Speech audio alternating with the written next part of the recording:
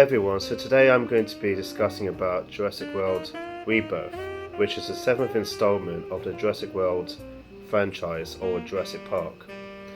Now, it's very interesting because, in my own opinion, back in 2022, when Jurassic World Dominion came out, which had Chris Pratt, and it had Bryce Dallas Howard, and had the familiar cast from the original Jurassic Park trilogy, reprising their roles, and it was really cool because I thought it was like a conclusion. So when they made an announcement having the director Gareth Edwards, who directed Star Wars Rogue One and the 2014 version of Godzilla, it was kind of like very intriguing, like quite frustrating but confusing, and thinking, okay, wait a second, why are they now, just after 3 years, releasing a 7th installment of Jurassic World?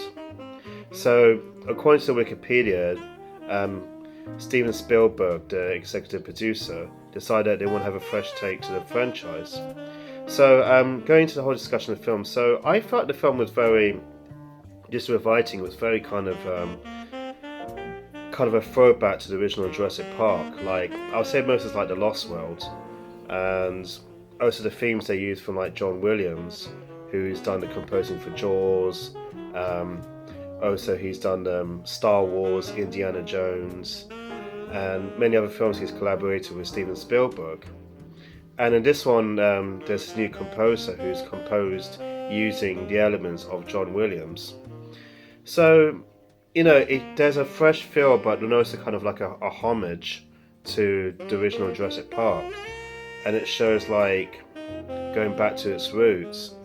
So it's really cool, like, just having Scarlett Johansson, as you recognise, she played Black Widow in a Marvel film, and it's got Mahershala Ali, who's supposed to be playing Blade, and he's obviously done Marvel films like Luke Cage, and so it's really kind of really fascinating, just like seeing kind of like the stepping stones. So there's a lot of like references to Jurassic Park.